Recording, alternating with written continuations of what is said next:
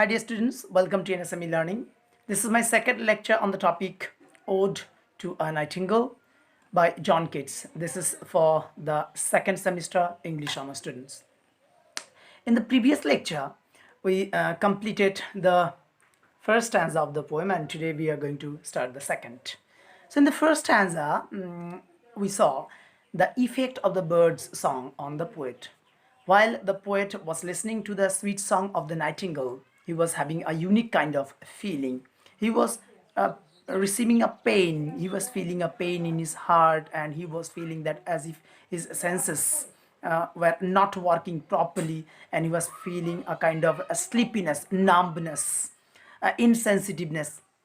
So all these things he shared in the first stanza, and he is having such kind of feeling as if he has drunk hemlock or opium.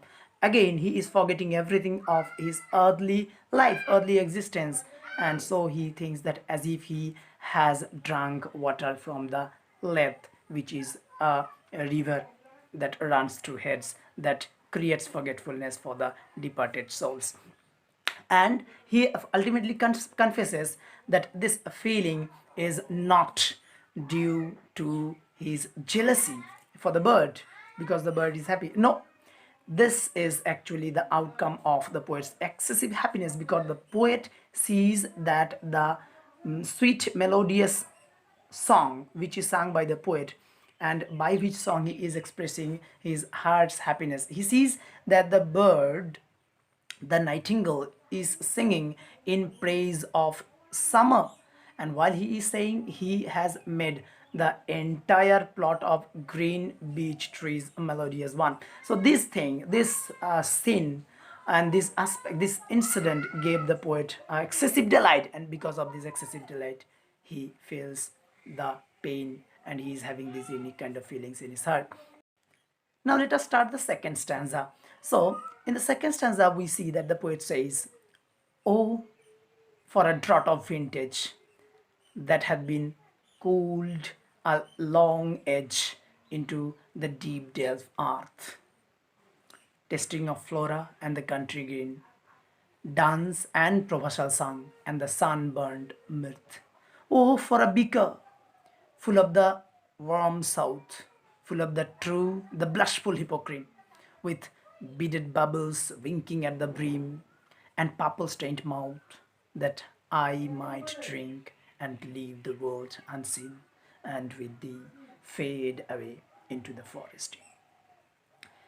So, in the second stanza, we see the poet's earnest desire, his longing to go to the world of the nightingale. He wants to leave the world unseen, with thee fade away into the forest dim. He wants to leave this world, human world, this earthly world, of course, which is a painful one for the poet. And he wants to leaving this world, he wants to transport himself to the world of the nightingale. He wants to be lost in the dim world of the nightingale, which he believes to be a happy one. Now, what may be the convenience, what may be the means of transporting himself from this careful world to the happy world of the nightingale? The poet resorts to wine. He believes that wine can be my aid, it can be my help in order to transport myself from this careful world to the happy world of the nightingale. So he longs for a vintage. Oh, for a draught of vintage. Draught means a sip, a certain quantity of a liquid that can be drunk at a time. He wishes for a vintage, that sip, that limited quantity of liquid drink. Vintage means high quality wine, specially produced from the juice of grapes. Oh, for a draught of vintage that have been cooled a long age into the deep delved earth. He wants that kind of wine which has been kept under the earth, deep under the earth for a long time. Actually, we know that the South European countries are famous for producing wine, and their wine has more intoxicating power. It can make you more unaware of your reality. It can help you to forget your pains. So in order to have more intoxicating power, it is kept under the earth to cool it for a long time. So more you keep for a long time and more you make it cold, it will have more intoxicating power. So the poet is so much painful with the incidents that took place in his life on this earth. He wants to forget them completely, and that is why he wants that powerful wine having much more intoxicating power that will help him to forget all the cares of this earth. So he wishes for that vintage, that high quality wine which has been kept for a long age, for a long time, into the deep delved earth.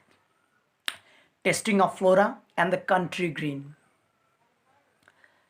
dance and provincial song and the sunburned myth. So here we see that the poet will be seeking for different kind of wine. He wants to have different taste. So this was the first thing that I have already discussed. He also wants to have that taste of wine which is actually served to Flora. Flora is the Roman goddess of flower. She is also the goddess of vegetation. That is the wine which is produced from the juice of the vegetation. He wants to have that taste.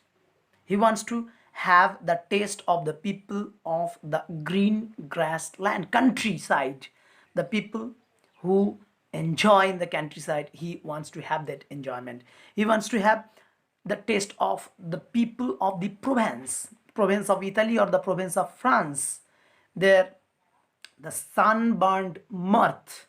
Sunburned mirth means the enjoyment or merrymaking while they are performing dance, song, they drink wine, and while they perform under the scorching heat of the sun, they are burned.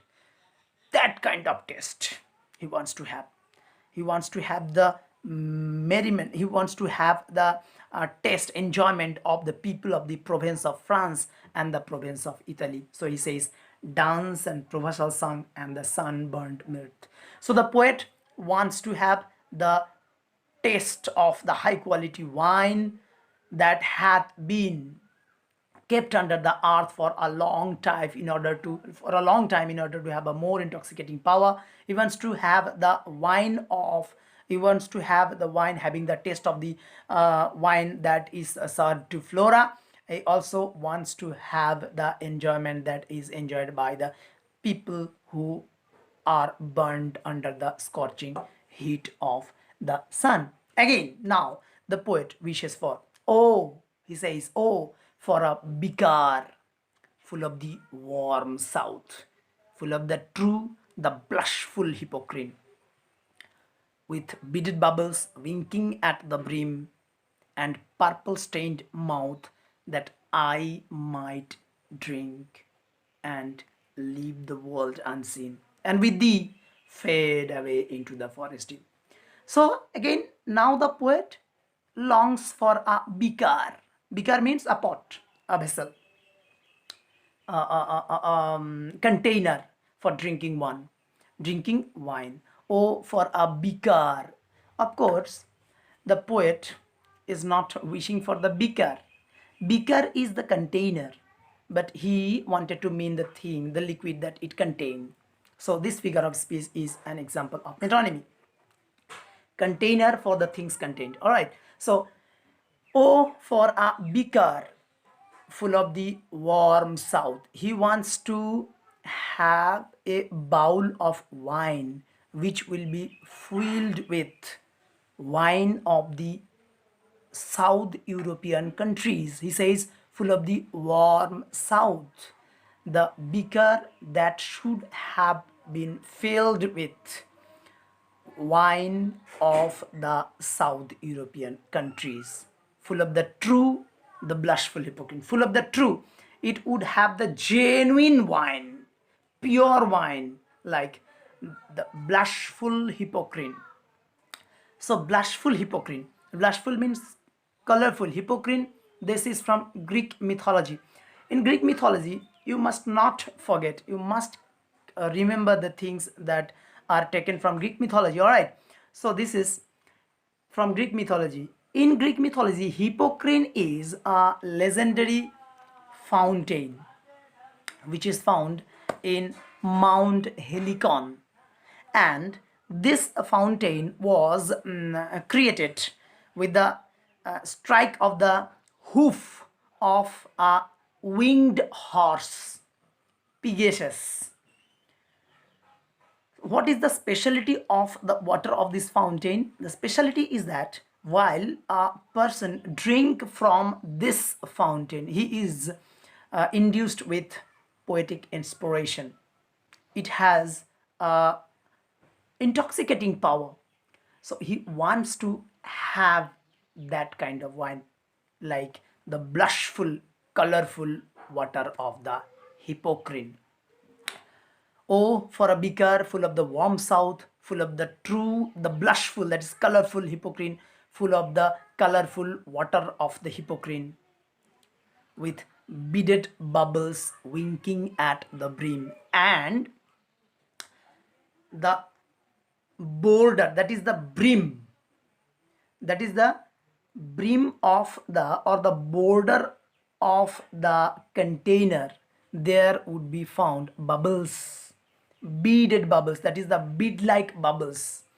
Bubbles will be winking, that is bubbles would be twinkling at the brim, at the verge, open mouth of the bowl, with beaded bubbles winking at the brim and purple stained mouth, and the wine would be colored, its mouth would be colored, stained means colored, with the purple color, and that would indicate how true, how pure, and how powerful the wine may be. The description actually gives that suggestion. With beaded bubbles winking at the brim and purple stained mouth, that I might drink, that the poet wants to have. He wants to drink that kind of wine, that I might drink and leave the world unseen. So that he wants to have these different kind of powerful wine. Why? So that he can leave the world unseen. The world means this earthly world, which he believes to be a painful one. That is why he wants to leave the world unseen. He wants to leave the world unseen means he wants to leave the world and does not want to return to this world anymore. See, he wants to abandon the world. He wants to leave it unseen. He is not interested to look back to this world again. In the introduction, I discussed the escapism. So here we see that indication of escapism. He wants to escape the world. He wants to escape this earthly world, human world, and he wants to be a part of the imaginary world of the nightingale. So he says, that I might drink and leave the world unseen. I want to leave, I want to abandon this world. I don't want to see the world anymore. So that I might drink and leave the world unseen, and with thee fade away into the forest dim. And his desire is to, he, with thee, with you, that is with the bird, fade away into the forest dim. He wants to be lost in the world of the nightingale, in the dimness of the forest, in the darkness of the forest. Why? Because he is too much exhausted, tired, fed up with the cares, pains, anxieties, sufferings of this earth, and he wants to withdraw himself from this world and wants to be a part of the world of the nightingale. So, as the first stanza of the poem expresses the poet's effect, sorry, the bird's effect on the poet, similarly, the second stanza actually expresses the poet's earnest desire to go to the world of the nightingale and to leave permanently this earthly habitation. And here he actually has spoken of some possibilities, the convenience, the means that can help him to transport himself from this painful world to the happy world of the nightingale.